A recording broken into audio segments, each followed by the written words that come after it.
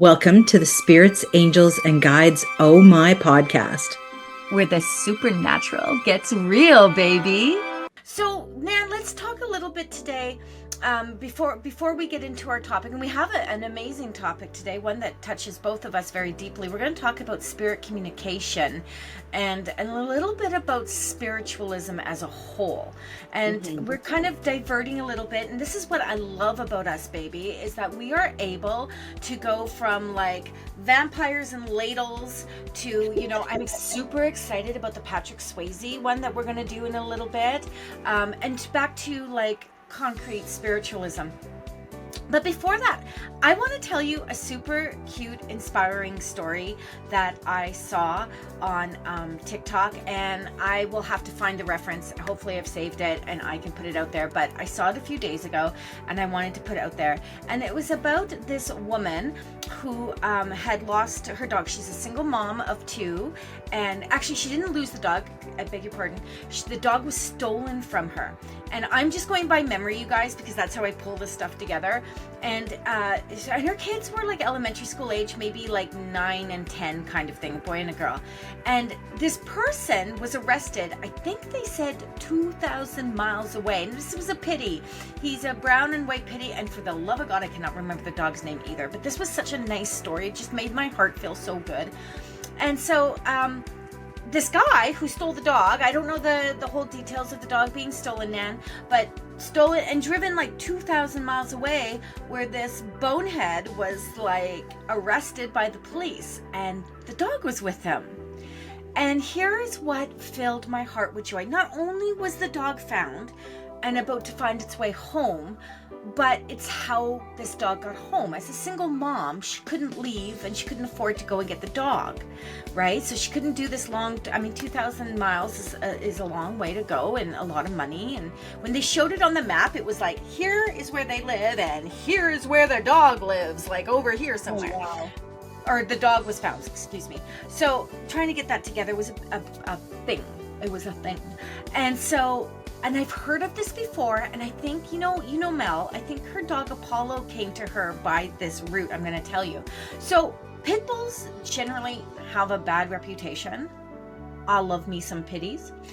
But do. And it's usually unwarranted. I'm just going to say it. There's bad dogs everywhere.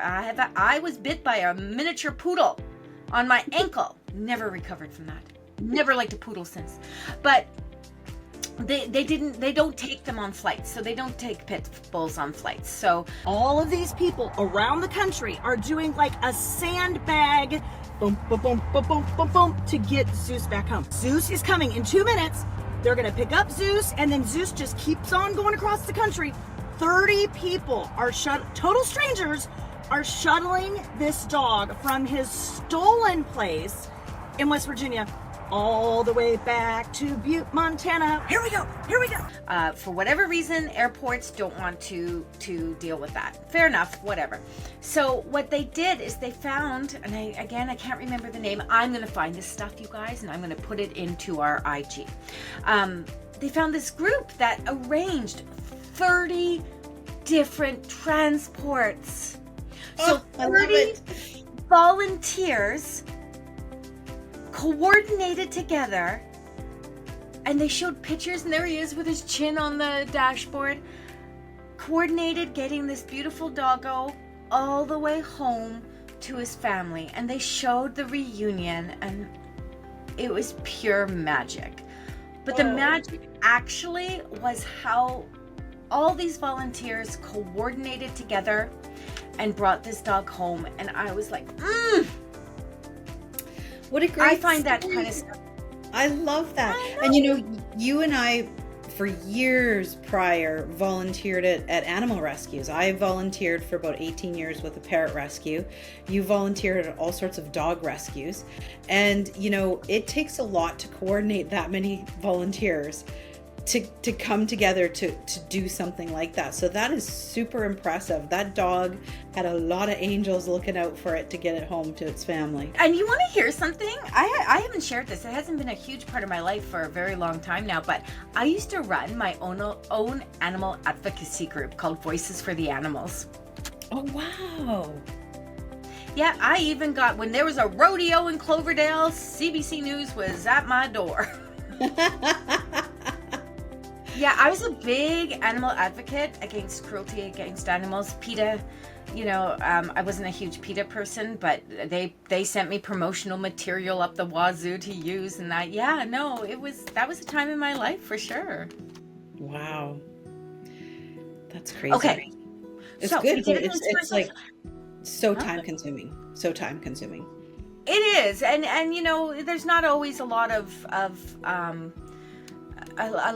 accolades or gratitude for the work that you do, and that you don't do it for that, but at the same time you get depleted, so you burn out, and anyone that talks about this stuff will tell you that too. So you always end up being a part of something for a certain period of time, and then you go back into the background with it, and you still advocate and you still do things to facilitate change, etc., but you are not the forefront of it anymore. And Exactly. that's what happened.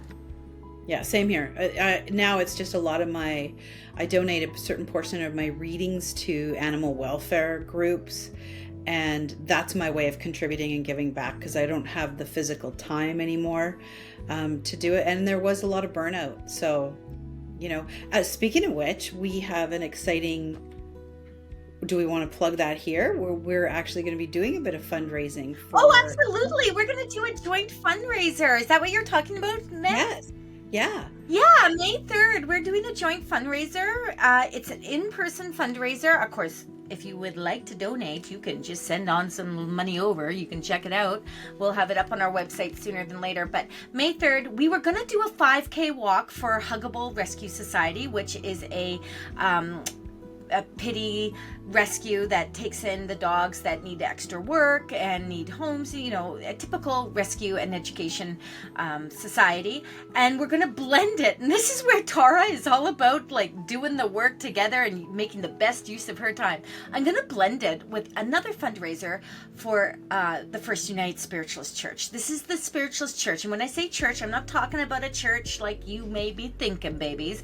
This is a church, no dogma, no creed, no minister, no reverend. This is where like-minded people get to come together that are spiritual and looking for higher vibration and a safe place to be able to share their beliefs, etc., etc. And we're going to do a hybrid. I was going to do a 5K walk. Nan, we are not doing a 5K walk.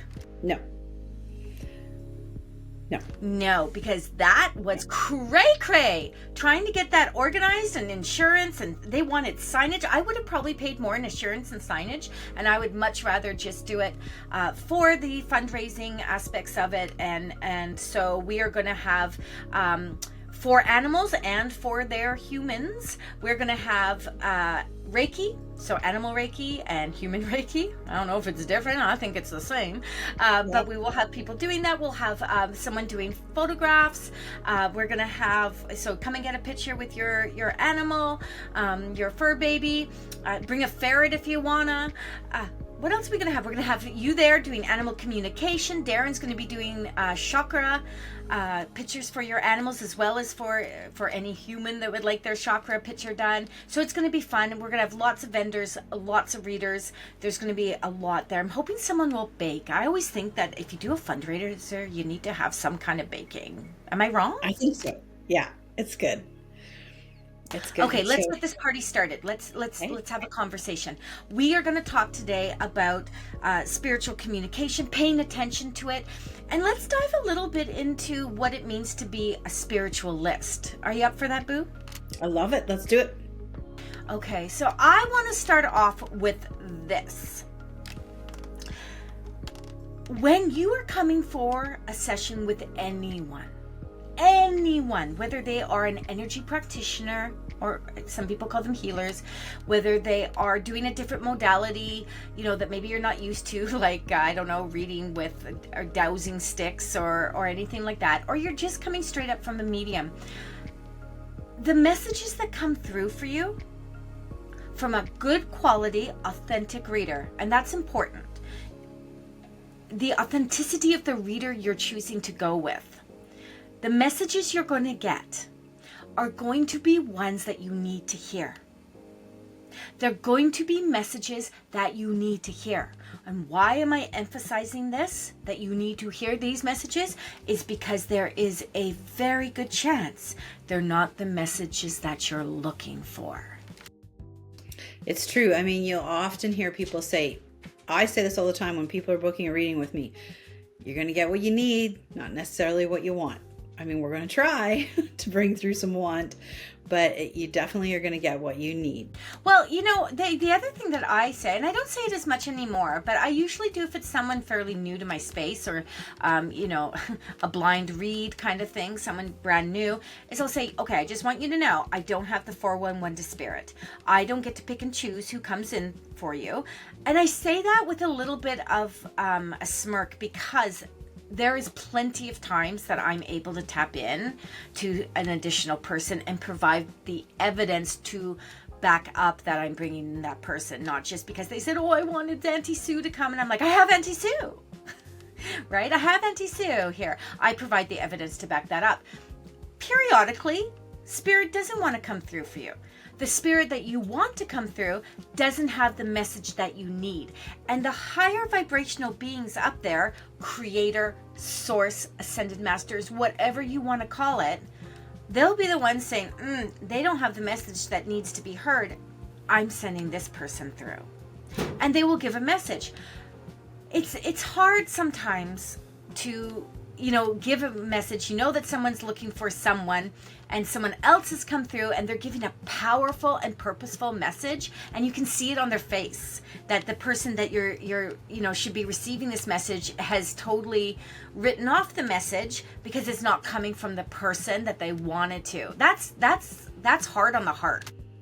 And it's hard on the spirit, because that you have the chance to miss an absolutely beautiful message from energy that's coming through from that spirit who's talking to you. So, you know, if I remember specifically, I had a lady once, and she only wanted a reading from her brother, and a cousin came through and delivered the most beautiful messages. And she actually got up and she's like, nope. I don't want that message. And her daughter was in the room at the same time. And I was like, oh dear. And so, you know, I just like, okay, here, take your money. Like, I just didn't, here you go, off you go. And the daughter came back in, and she's a full grown woman. And she gave me the money. She goes, you absolutely earned that.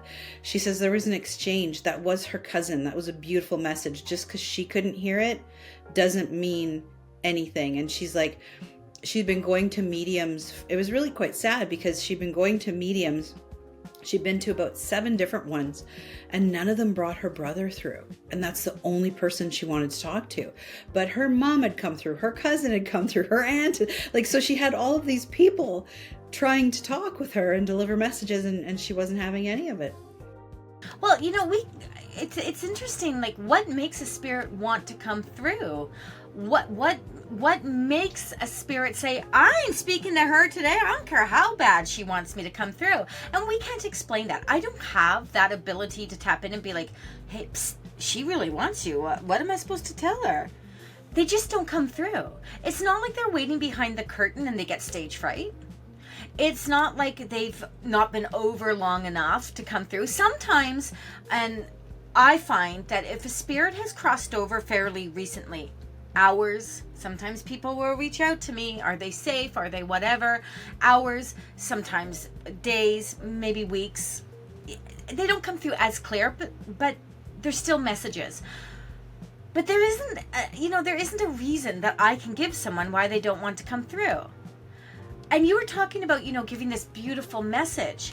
It's not just the fact that you gave this beautiful message, it's that the message itself was important. And I think that's the whole premise of coming to receive a message. Sometimes it is that you want that loved one to come through and say to you, I'm okay. I feel you. I'm around you still. I'm okay. And sometimes they'll give that for you. But there's a deeper message. And I think we were talking about this either at the Spirituals Church, or maybe you and I in another conversation, or maybe on here. We've done so many podcasts, I can't remember anymore. But we talked about the whole idea of spirit coming in just to say, hey, I know what we were talking about, evidential mediumship, and how different people do evidential mediumship, and how some people will not go into a message at all. I find that the ones that are trained in England and whatnot, they stay very firm, evidence. We are not going anywhere. We're not giving you any messages, and we are just giving you evidence. And I can't vibe with that, because spirit has always given me a deep, important message. I don't believe spirits come through just to prove that they can come through. And it's interesting, because a lot of the North American mediums were all about the message. We'll give one or two evidential pieces so that we know, and the sitter knows we're connecting with the right person. Here's some evidence that I have Dad with me, and then we get right to the message, right? Like, and I will just say this, like, I always teach to my students 3 good pieces of evidence. Now, you may have to give 5 pieces of evidence, but you need to give 3 good pieces that will resonate with the person before you. So you can say, I have mother here in spirit. Oh, no, my mom's not passed over. Oh, okay. Well, I'm feeling mother energy, and blah, blah, blah. Oh, that's my grandmother. Okay. I am not a person that gives names. I am a feeler. So I do all my work from I will throw out a name once in a while, but that's not my forte, because I am an empath at heart. So I feel everything. I sense everything. I know things. And that's how I do my mediumship. But, just coming through to just prove that they're there, I don't love that form. And you guys can all come at me, right? I just don't love that form of mediumship. And I do know that it feels like I feel a trigger warning coming up. I feel it's performative. I feel like if you're just going in there and you're just giving the message, what the fluff are you afraid of to give a message? If you're just going in to give evidence, Grandma wore pink undies and smoked a pack a day and drank like a fish until she died at 102. Okay, yep, that's all right. I know all that. What does she have to tell me? Well, nothing. She just wants you to know she's here. That gives some comfort. Yeah, some comfort, but I find that so hard to believe, because I know 100% of the time when spirits come through, and for me, I get a lot of animal spirits. They always have a message. Always.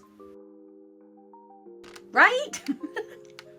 It's the truth. And so I am not twisting this for anyone. Evidential mediumship is powerful. You have to have some evidence. Let me just reiterate that. If you are going to a medium, I'm not talking about an intuitive practitioner. I'm not talking about an energy practitioner. I'm talking about a medium, and you are hoping that you are going to have a loved one, someone that has walked the earth, someone that has known you, that you can actually be like. Oh, yes, she absolutely did that. Oh, yes, that's how she died. And yes, that's her birthday. Then and you'll be able to take the message much more clearly. That's why, Nan, when we talk about, people coming through and how people give messages and how they connect and provide the evidence, when someone says, oh, I have your great grandmother 5 times removed here, so your great great great great great great great grandmother.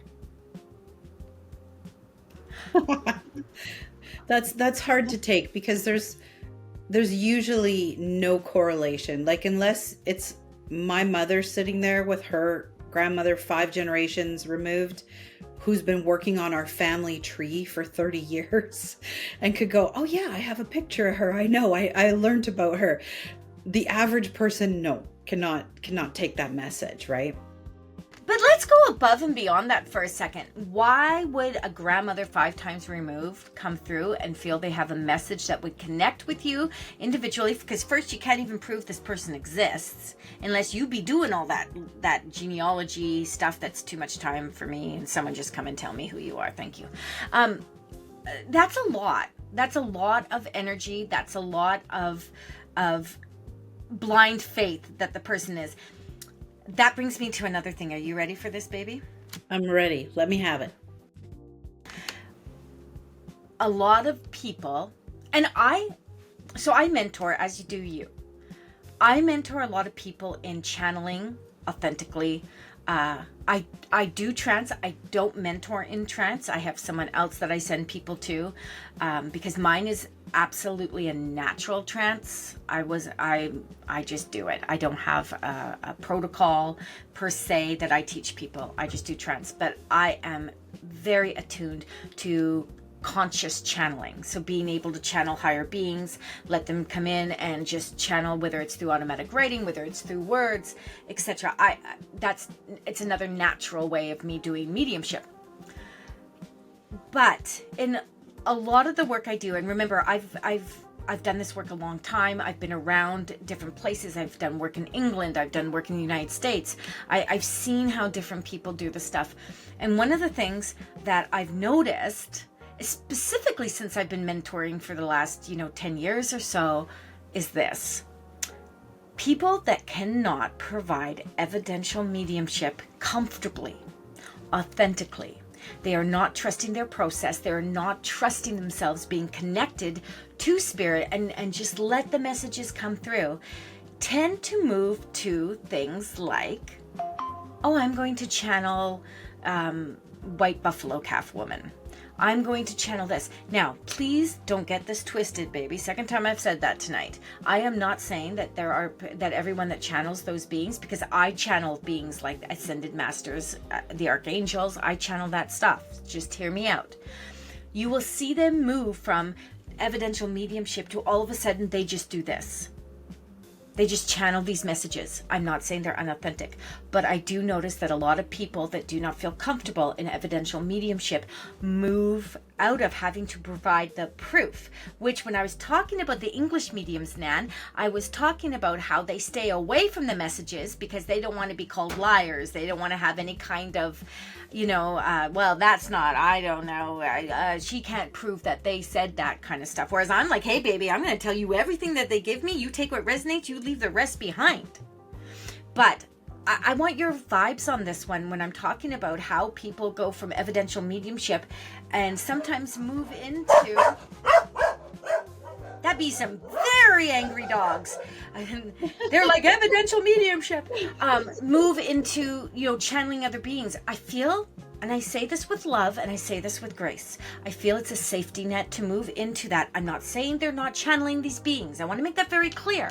I'm just saying that there is a sense of safety when you can go into a different space. What are your thoughts, Boo? Yeah, it's interesting because a lot of this crosses over with another topic that we've previously discussed about imposter syndrome. And so I feel like a lot of developing mediums grapple with imposter syndrome because they work so hard to trust themselves. And often you're going to hear Tara and I say, when we're teaching, take what you can and leave the rest. You need to not just try to be craft dinner. You don't need to emulate and be that one person. You have to be like everybody else. And so when they're trying to find that solid footing of, what is it? Am I penne? Am I linguini? What is my unique niche that I'm spaghetti? Just say it. But what is it that is uniquely me and my area of expertise? It does help. Like, I know one of the mediums that I studied with, she was like, if you're nervous, you take the tools and you take a deck of cards. And so you can shuffle and you can always pull an oracle card while you reconnect with spirit and you get back in your confidence and you get back into that place. Absolutely. Here. Love that. That is a great, and we talk about breath. I always say, take a breath, go back to the right side of the brain, breathe in left, release to the right. And that works for people. Yeah. And it's interesting that you bring up, people that focus on that conscious channeling, but I suppose people out there who are listening to our podcast could say the same about me. Like, I've gone down the niche of animal communication. But the difference is I still bring evidence through. I still bring Fluffy's favorite toy was a red ball that you keep under a pillow next to where you sleep because you miss her so much. So I'm still bringing through that evidence. So it's very interesting. It's a very interesting topic, and I'm not trying to be gray or non-committal to my opinion on it, but I do find, people ebb and flow, and it's interesting to watch people's journeys while they find themselves. And you have to do what you're comfortable with. So if that evidential mediumship just isn't working for you, you just can't bring those, you're just not trusting the words and whatnot, and you do move on to the other kind of a space of channeling, automatic writing, channeling spirit, etc., or maybe you move to cards. There's nothing wrong with that. That was not my intention in what I was saying.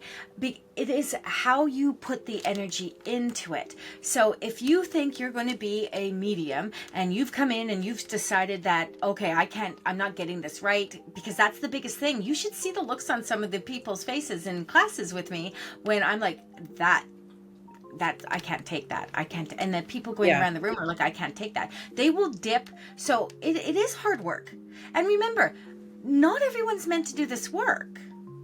So if you can shift and realize, I have a really amazing woman named Lori that's now a part of the Spirits Collective. She's still doing a little bit of mentorship and getting some more practice in before we throw her out to everyone.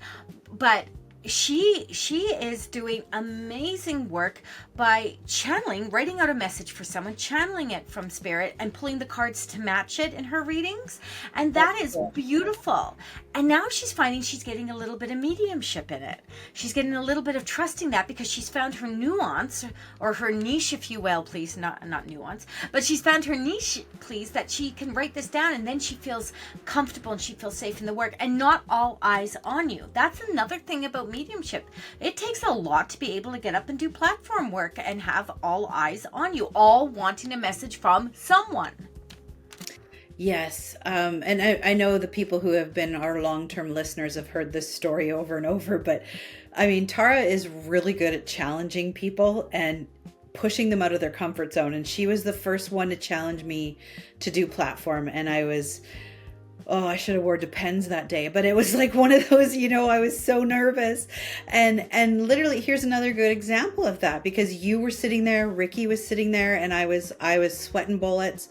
And there was a lady that showed up, and she only wanted a message from Tara. And everything I was saying to her was nope, nope, nope, nope, nope. And Tara kept looking at me, and for those of you who know Tara, her emotions are all over her face. So you can exactly read what she's thinking about at the time. And she kept looking at me like, why is this woman not taking this? And then I just left it with her. I sat down and I was nervous, and you and Ricky Ricky gave me thumbs up, and the next time came around, it was my turn to stand up, and you were like, get up. And I was like, ooh. And so I got up and I did a message, and Ricky was thumbs up, and you were there and you were like, yes. And it hit, it landed, it resonated. And at the end of the night, I remember you went back to that woman and you reiterated every single thing I said. And she was like, yes, that's my person. And you were like, okay, why couldn't you take it from her? I remember that. I'd be a little spicy.